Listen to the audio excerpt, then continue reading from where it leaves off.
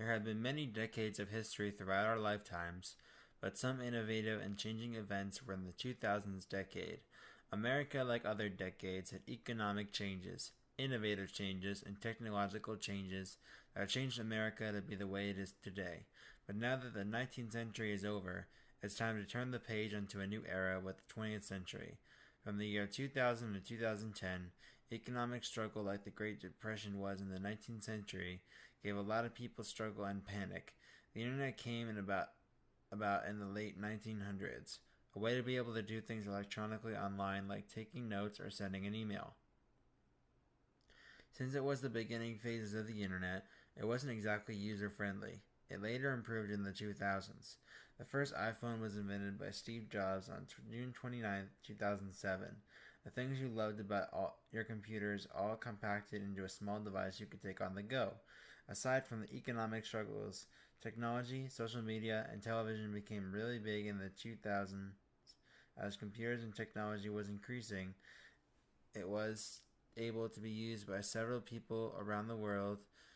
In 2001, people were able to download their music to their iPod to listen to from iTunes. Social media platforms were invented like Twitter in March So in the 2006. beginning, it was too new. It was just, I don't think anybody had any idea how big it was going to get. And I, there, there probably was the element of addiction probably actually came about after a few years. I do remember when I was getting my master's and I was studying social work, and I do remember, and that was in 2003, 2004, and I remember that that was an issue that came up, that there was a whole topic about that being considered for a mental illness, that it would be addressed in the DSM, which isn't there right now. But yeah, I think addiction was an issue. People and technology, it's an interesting combination. It's definitely evolving all the time. I think there was general excitement, and then it just became a way of life as it was integrated into every household. Just like when TVs first came out, that was only a few people had it. It was a big deal when someone got it on the block. In the beginning, it was such a big deal when someone got a new PC, and then they rapidly became outdated because the technology was increasing so quickly. So you would get, I know they would call it a 486. I remember was one of the computers. And before you knew it, it wasn't something that was usable anymore. It got to be that the new advances in technology were so quick, and so people were talking about it all the time, but no one really knew where it was going. Facebook in February 2004, and MySpace in August 2003. They were released to the public for people to be able to update their status and share everything about their lives with the world. Twitter is one of many platforms of social media where people could post status updates on just about whatever they wanted.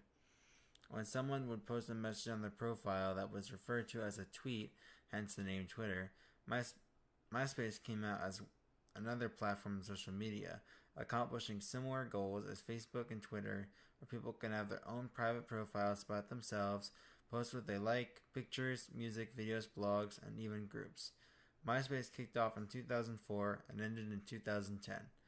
Facebook, invented by Mark Zuckerberg, was a very popular social media platform where people could post all about themselves and communicate with others with everything they loved. YouTube was invented in 2005, the biggest platform in the World Wide Web, where anyone could create a video and post it on the internet for anyone to see. It was a joy for people to watch videos and have fun. In 2000, a new technology called GPS was invented to help people navigate all across the world.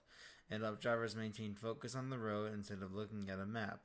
It was more efficient and gave people a helping hand.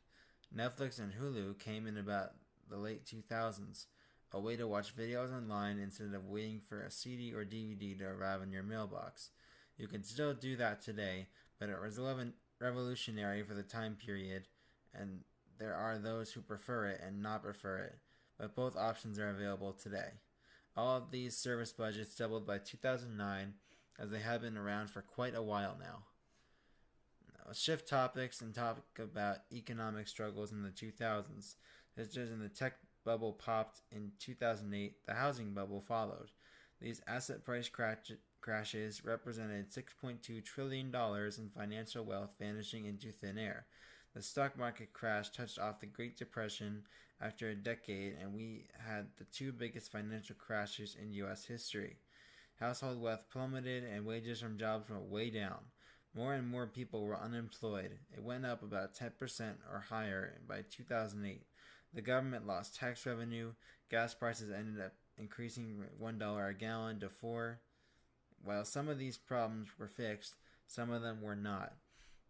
So the economic crisis that happened in 2007, 2008 was absolutely devastating.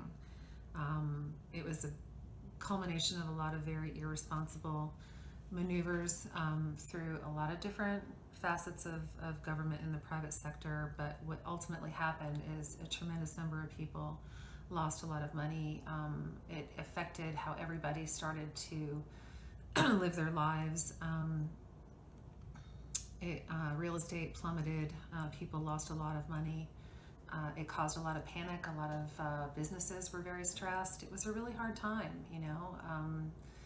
There was a lot of upheaval, and there were a lot of checks and balances that didn't really get properly disclosed. There's been a lot of information that's flowed out of it since then, but it was a hard time to live through. After those 10 years were over, people were devastated. They were watching their money carefully as they only had so much of it to spare. It was just another economic crash like the Great Depression, and it was worse than anyone could ever imagine. Not only was these economic disasters shocking to people, but the terrorist attack of 9/11, which came as a shock to people. The 9/11 attacks created huge economic problems in the U.S., such as tons of property damage, resulting in up to $8 billion in repairs. The airline company lost a lot of money as well from these attacks. They lost up to a total of $74 billion, and that was a major loss for the airline industry, but they quickly recovered. Ever since the attack, the tourism industry has lost $2 billion.